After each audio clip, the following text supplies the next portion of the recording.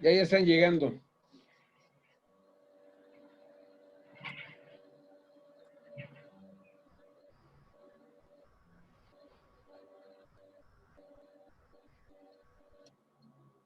Buenas noches, hermano Alejandro.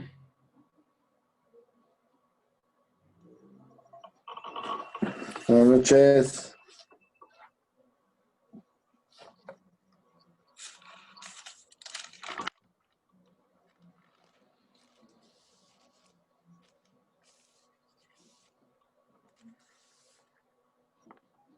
Bueno, probando con los tres.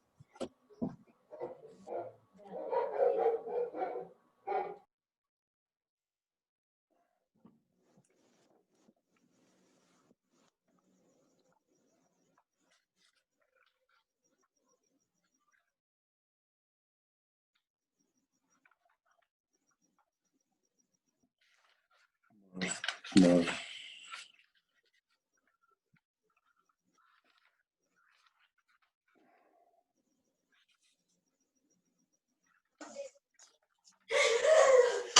Buenas noches.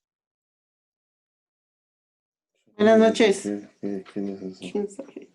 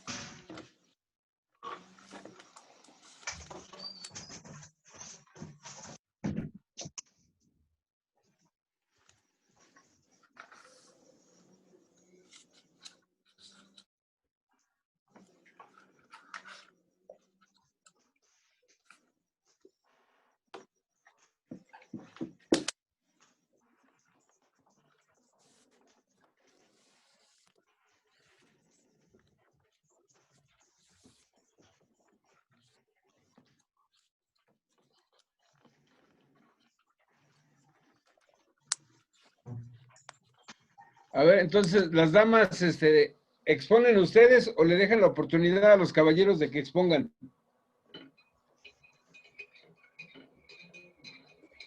Va a exponer nuestra hermana Carlita. Los hermanos. Si quieren los Ahí hermanos está. en lo que le encuentro, hermano. Primero las damas. Primero las damas. Por eso ellas escogieron que No lo encuentro. No, Primero los las caballeros. damas. Es que es cuando Primero les conviene, por eso damas. son así. Primero las damas. Feminazis. Pero las damas son las que van a elegir quién primero. Los caballeros. En esta Pero los ocasión, hombres los no. caballeros. Ellos escogieron primero el evangelio. Ahora nos toca primero las damas. Que ellas escogieron el O evangelio. un volado, si quieren. De hecho, es por orden bíblico. Lo que no sabían es que Mateo es primero que Lucas. Sorry. Por orden bíblico, primero los hombres. Sí. Por orden de creación. Bueno, espero y Pero le si hagas se caso van a Mike, porque a la luego- Biblia textual, cambia el orden, ¿eh? Por eso ya lo cambiamos a la creación. Ahí sí ya no hay de dónde. No, bueno, primero voy a dar un pequeño resumen. Les voy a compartir algo en la pantalla y ahorita lo vemos.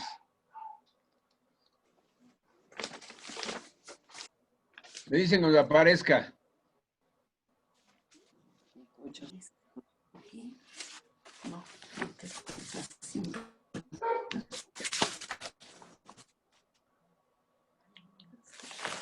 Pero no,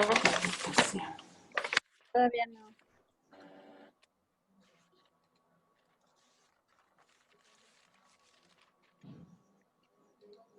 No, no aparece. Ya, ¿no? Ya apareció. Ya. Ok. Dice, lo que vamos a exponer es referente a esto. Dice, repaso de la clase anterior del 8 de octubre. Los fundamentos de la exégesis. Dice, los 4 pasos generales a seguir en una exégesis. Introducción. En esta lección explicaremos brevemente todos los pasos de la exégesis, que nos describe el curso. Luego, en las lecciones siguientes, explicaremos los detalles y practicaremos cada paso con un versículo que seleccionaremos. En la exégesis existen 4 pasos principales. Estos son: analizar el contexto original en el que fue escrito el texto. Y este se deriva en 3 párrafos, que dice el análisis del contexto histórico, el análisis del contexto literario y el análisis del contexto en la historia de la redención. Sobre esto vamos a hacer la primera actividad, que es precisamente sobre el libro de Mateo y sobre el libro de Lucas. Entonces, ahora sí, ¿quién nos hace favor de empezar a exponer?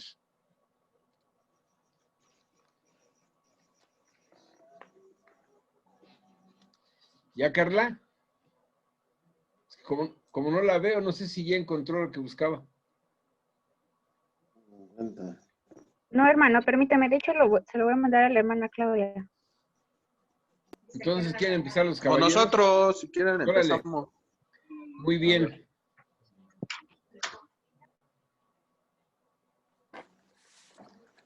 ¿Qué nos pueden decir del libro Isaac, de Lucas? ¿empiezas tú o yo abro la diapositiva? Empieza, Efra, No, si como quieres. gusten. Empieza, bueno. Efra, y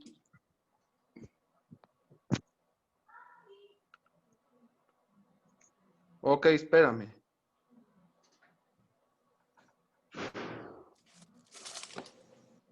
Mark.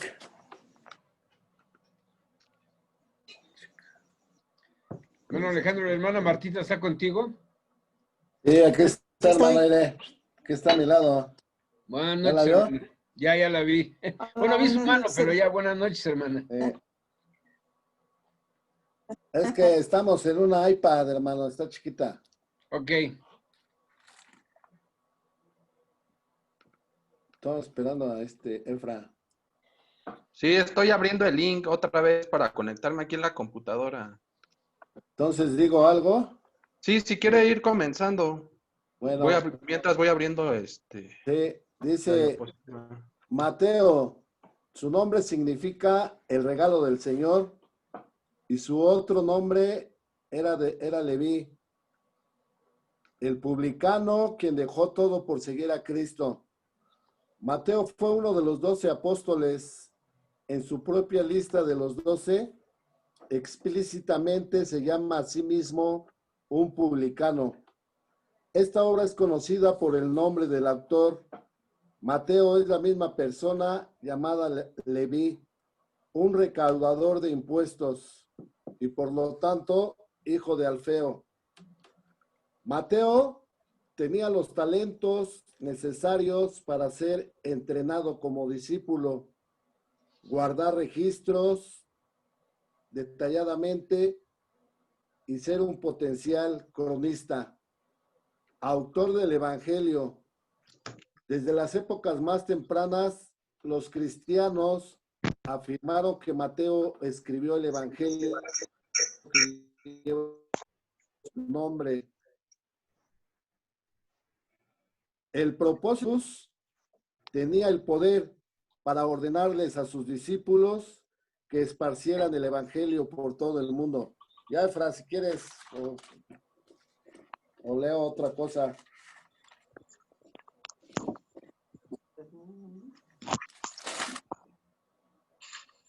Dice, autor y fecha. La canonicidad y el hecho de que Mateo fue el autor de este evangelio no fueron cuestionadas en la iglesia primitiva. Eusebio, y nos da de 265 al 339 después de Cristo, cita a Orígenes. Entre los 4 evangelios, los cuales son los únicos indisputables en la iglesia de Dios bajo el cielo, he aprendido por tradición que el primero fue escrito por Mateo, quien en un tiempo fue un publicano, pero después un apóstol de Jesucristo, y fue preparado para convertir a los judíos. Esto viene en historia de la iglesia entre los 4 evangelios. Es claro que este evangelio fue escrito en una fecha relativamente temprana, previa a la destrucción del templo, en el año 70 después de Cristo. Algunos eruditos han propuesto una fecha tan temprana como el 50 después de Cristo. Para una discusión más amplia de algunos de los asuntos relacionados al autor y fecha de este evangelio, especialmente el problema sinóptico. Y pues aquí nos manda que vayamos a una introducción a Marcos en retos de interpretación. Y no, ya abrió Efra. Sí, ya lo estoy abriendo. Sí. A ver, mientras una pregunta para los caballeros. ¿A quién fue dirigido el libro de Mateo? A los judíos. Principalmente a los judíos. Los judíos. Ok.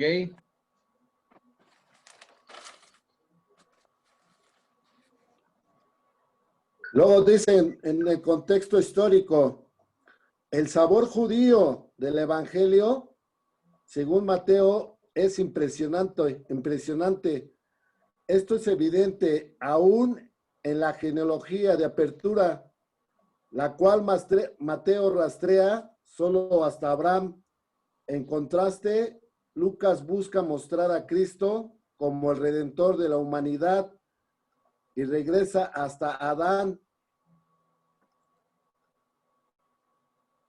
El propósito de Mateo es en cierta manera más estrecho, demostrar que Cristo es el Rey y Mesías de Israel.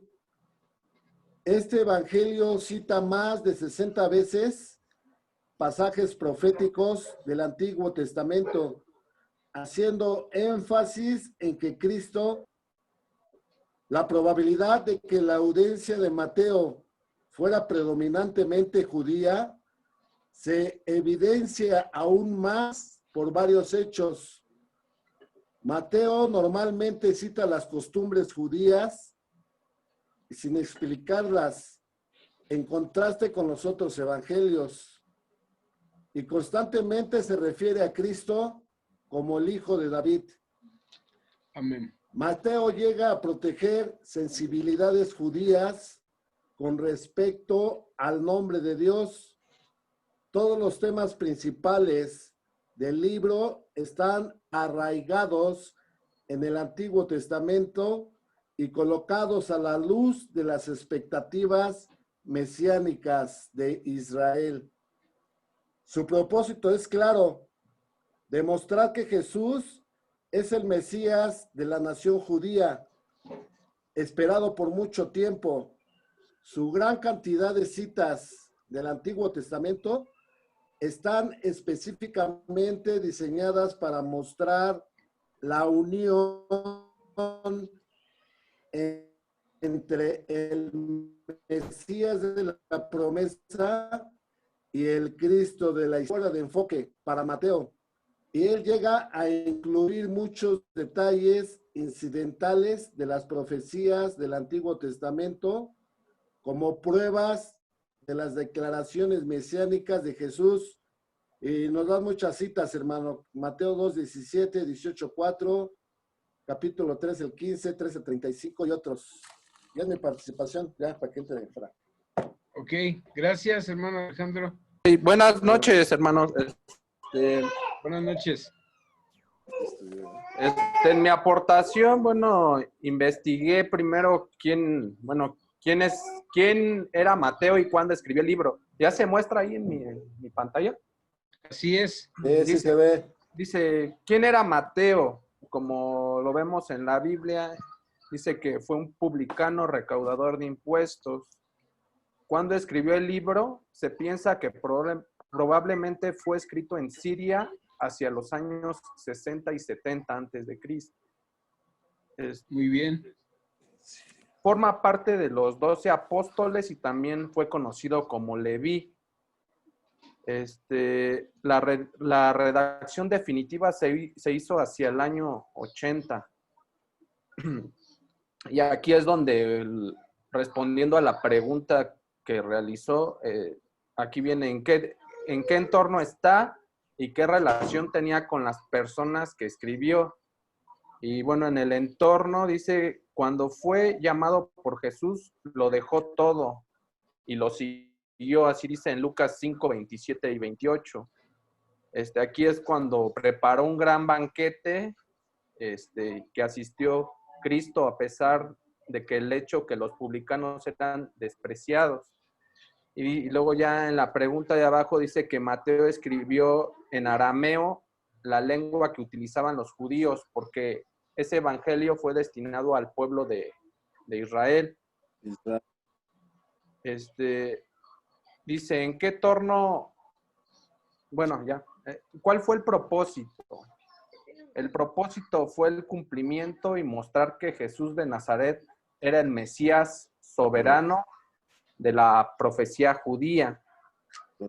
¿Y a qué los receptores, a quién estaba dirigido el libro? ¿Quiénes eran? Principalmente a los judíos. Este punto de vista está confirmado por el hecho que hay cerca de 60 referencias a las profecías judías y cerca de 40 citas del Antiguo Testamento. Resalta especialmente la misión de Cristo a los judíos. Esto lo vemos en Mateo 10, del 5 al 6. Me voy a adelantar un poco para ver el contexto. El contexto geográfico se piensa que probablemente fue escrito en Siria, donde había mayor número de judíos cristianizados. El contexto cultural, el idioma empleado fue el arameo, la lengua utilizada por los judíos que vivían en Palestina. Bueno, aquí está el mapa.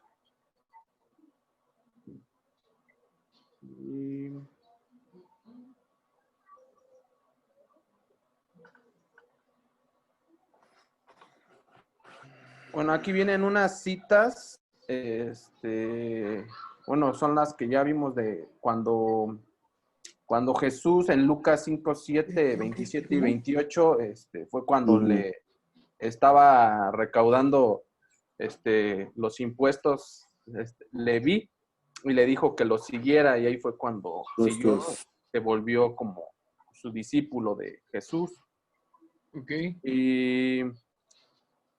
Y ya más adelante vemos que en Lucas 5 al 29 aquí realizaron un banquete y pues eran mal vistos o sea, los cobradores de impuestos, y le decían a Jesús que por qué traía a ese cobrador de impuestos Se juntaba con pecadores. Banquete. Y bueno, ahí ya Jesús pues lo incorporó como su discípulo. Así es. ¿Qué más? No sé si quieran agregar algo mis compañeros, Asiel o Isaac.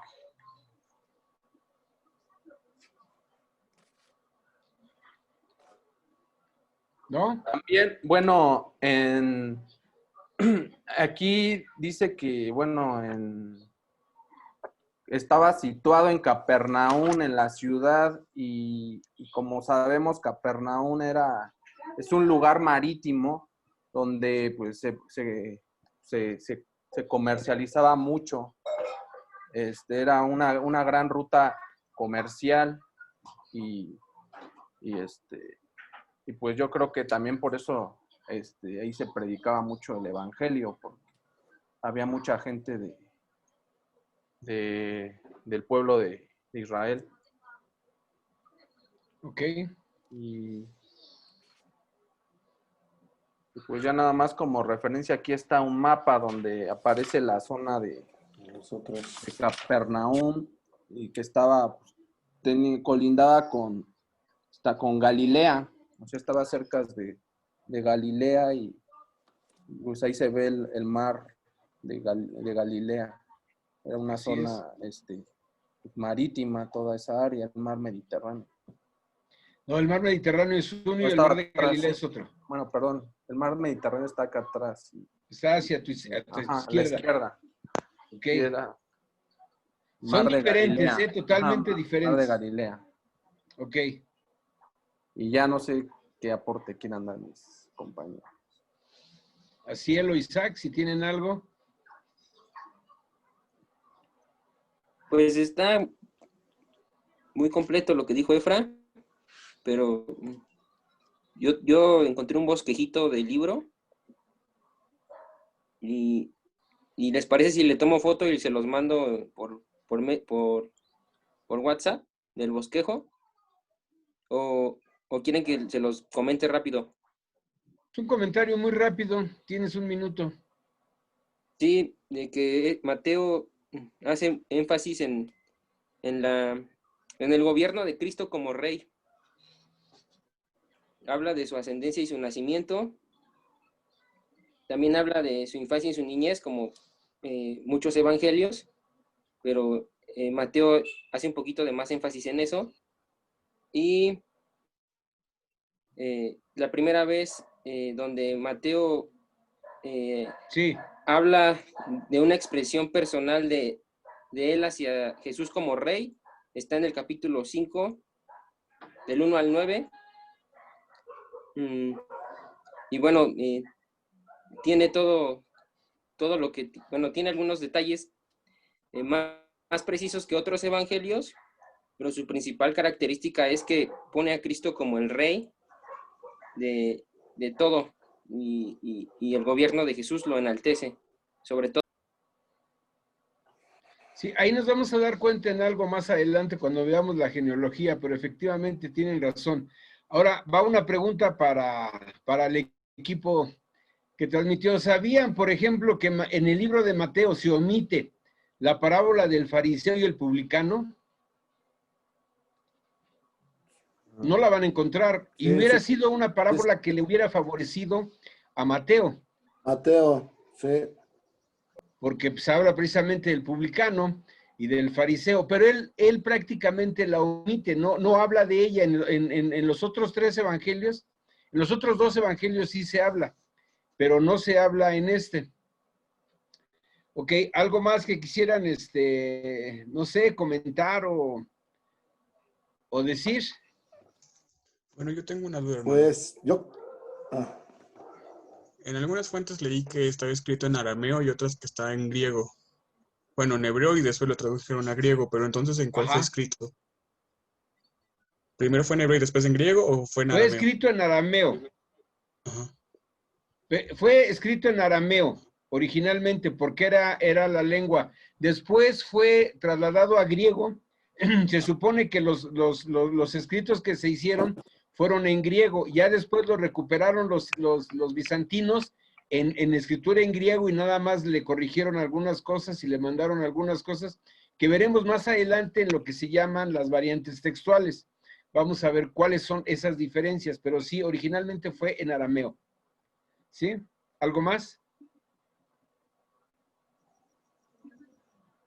¿No? Ok. No, hermano. Muy bien. Mis hermanas, ¿quién gusta empezar?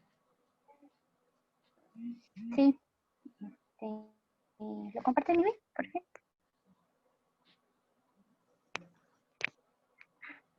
Ahí voy, ahí voy.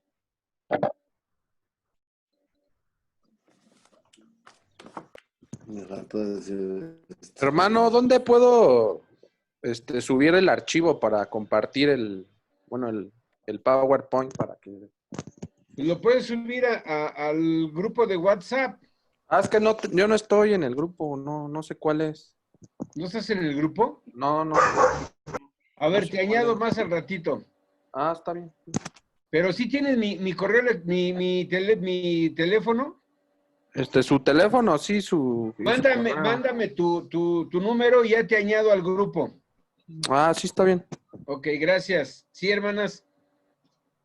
¿Se ve la pantalla? Bueno, Sí, ya la nos tocó estamos el viendo. nos tocó el análisis del contexto original del libro de Lucas, En el contexto histórico vemos que la obra de Lucas nos sitúa en la segunda generación cristiana. Los cristianos se iban asentando y expandiendo cada vez más por el imperio y no pocas veces por vistos con recelo y sospecha. Por el otro lado, en la medida que se radicaliza la ruptura entre la iglesia cristiana y la sinagoga judía, va surgiendo en las comunidades cristianas cierto rechazo a la historia de la salvación. Es quizás este contexto de Lucas, en este contexto que se escribe de Lucas, perdón.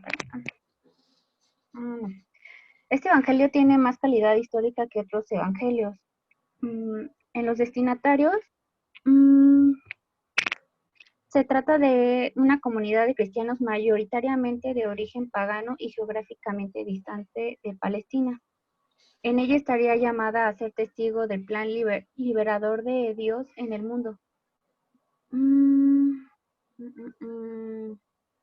La autoría y fecha y lugar de composición. La tradición lo ha titulado según San Lucas, dado así su autoría al médico amado de Pablo, y esto lo podemos ver en Colosenses 4:14, y también me pasó a anotarlo, pero también lo encontramos en Filipenses 24. Se trata de uno, juntamente con Marcos, fue compañero y colaborador de Pablo, el único autor no judío del Nuevo Testamento. En cuanto a la fecha de su composición, el autor tiene noticia de la destrucción de Jerusalén en el año 70, pero no de la persecución de Domiciano del año de 90 a 95. Y también parece vivir el rechazo oficial de la sinagoga a los cristianos entre el año 85 y 90. Muchos comentaristas sugieren como la fecha probable de la década de los 80 y 90 después de Cristo. 80 y 90 después de Cristo. En cuanto al lugar de su composición, hay mucha conjetura. La tradición habla tanto de Cesarea, Alejandría, como el sur de Grecia, entre otros lugares, pero la más mencionada es Cesarea durante el encarcelamiento de Pablo, y eso lo podemos ver en Hechos 27:1. En el contexto, permítame. En el contexto literario,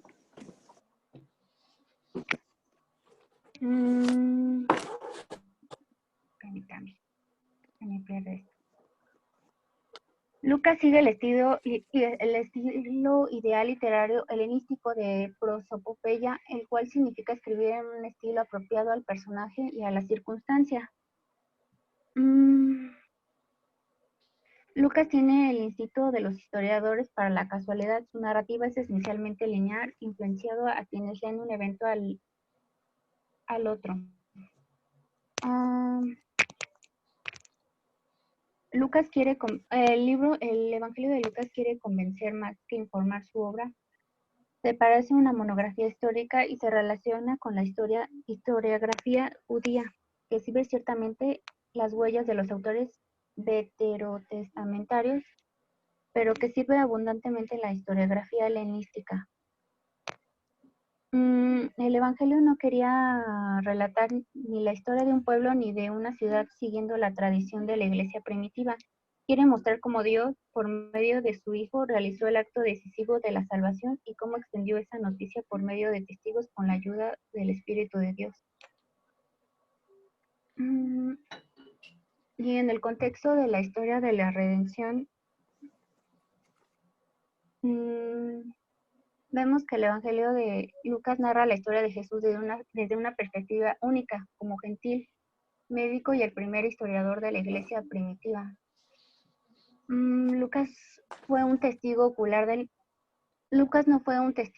del ministerio de Jesús, sin embargo, le interesó que los hechos se preservaran con exactitud y con los fundamentos de la fe cristiana, se transmitieran intactos a la siguiente generación.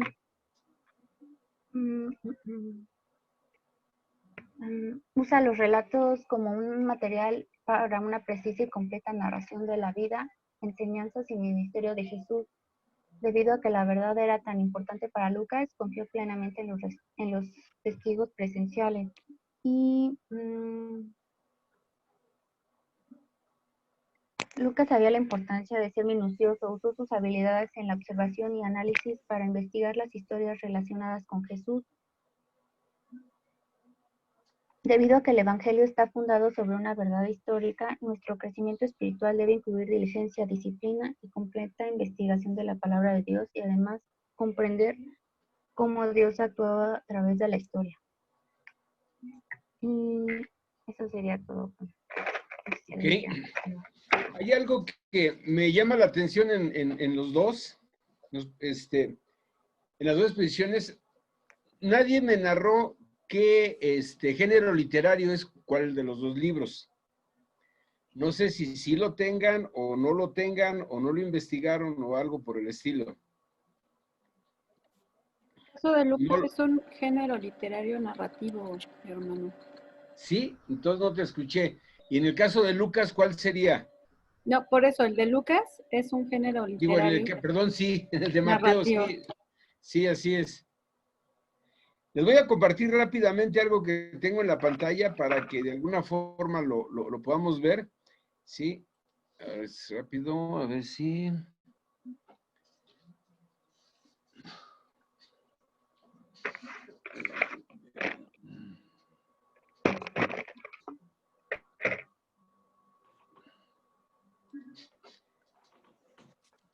Ya se nos está acabando el tiempo. Dice, ¿qué es un género literario? Ahorita me dicen cuando ya les haya llegado.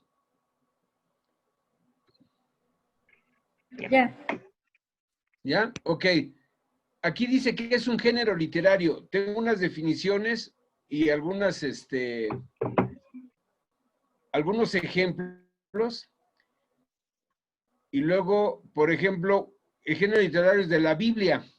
Narración histórica, discurso, enseñanza o argumentación, y es una poesía. Son prácticamente los tres géneros literarios que nos vamos a encontrar en toda la Biblia.